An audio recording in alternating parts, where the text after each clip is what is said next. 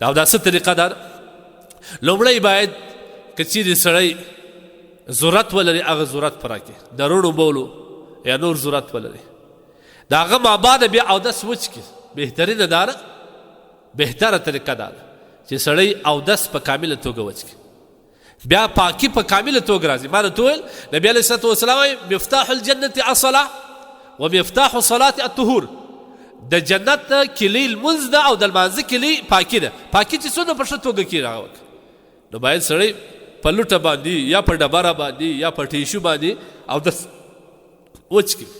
که د چا اودس نه وچېږي هغه دې بیا ودرېږي، یو څو قدمه دې واخلي یا یوه پښه دې پورته کړي، دا بله پښه دې واړوي، په دغه رقم اصولو باندې چې کوم ساس کړي هلته پاتې وي هغه به راووځي، اودس به وچ شي.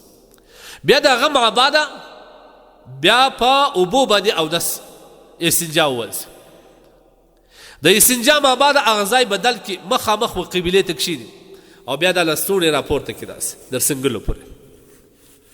بیا چې کله د اوداسه دپاره کښېني دا خپلې جامې ټول داسې راپورته کړي چې چېرته په مځکه باندې ونه لګېږي، او کوشش وکړي داسې ځای باندې د اوداسه دپاره کښېني چې اوبه لاندې روانې دی لوړې پاس وي.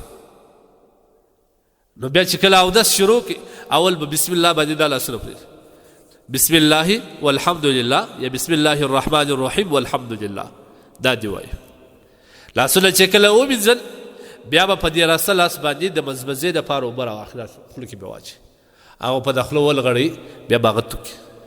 بیا که چیرې مسواک ورسره و، ما درته وویل مسواک نبي علیه الصلاة والسلام وایي یو دا دی چې دا د خولې صفایي راولي او بل د الله رضا په دې باندې راځي. همیشه باید د ځان سره مسواک ولرو. دا د مسلمان یو شعار دی، د مسلمان علامه ده، په دې ونه شرمېږي. بعض خلک د پیشن څخه مسواک نه استعمالوي، هغه برس استعمالوي، هغه هم صحیح استعماله که خوله صفایي په وکړه، لیکن اصل سنت مسواک دی. مسواک هو د مسواک ما بعد بیا اوبه راواخه، بیا د خوله باندې په ګوته باندې د خوله ومینځه، د شهادت په ګوته باندې بیا درېیم ځل بیا اوبه راواخه داسې ولغړو توی.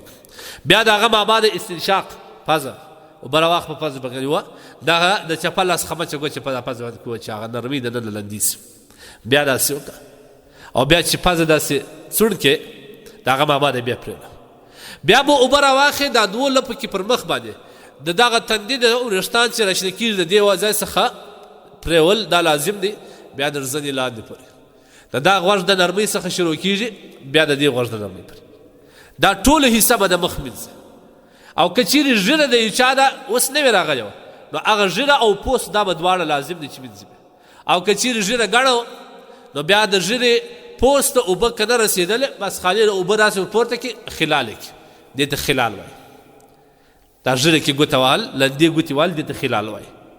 د هغه ما بعد بیا لاس در سنګلې باندې ومینځي په ښه توګه، یو وارې اوبه توی کړي، بیا داسې ومږدي، بیا دوباره اوبه توی کړي. خالي اوبه تویول باندې لاس نه پاکېږي، ځکه که خاص کر په خشک هوا کې یا په خشک موسم کې دا بدن پوست چې کوم دی دا خشک دا چې کله ښه ونه مینځې طهارت چې کوم دی کامل طهارت نه راوړل کېږي او لاس نه لندېږي.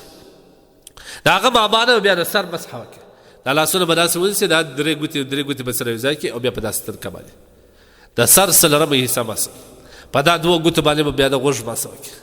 دغه ګوتې به بیا داسې دلته دا درې رګه دي راکشوي به نه داسې، خالي به دا ګوتې لندې ګوتې به داسې کښېږدي، بېرته به رایسته کړي.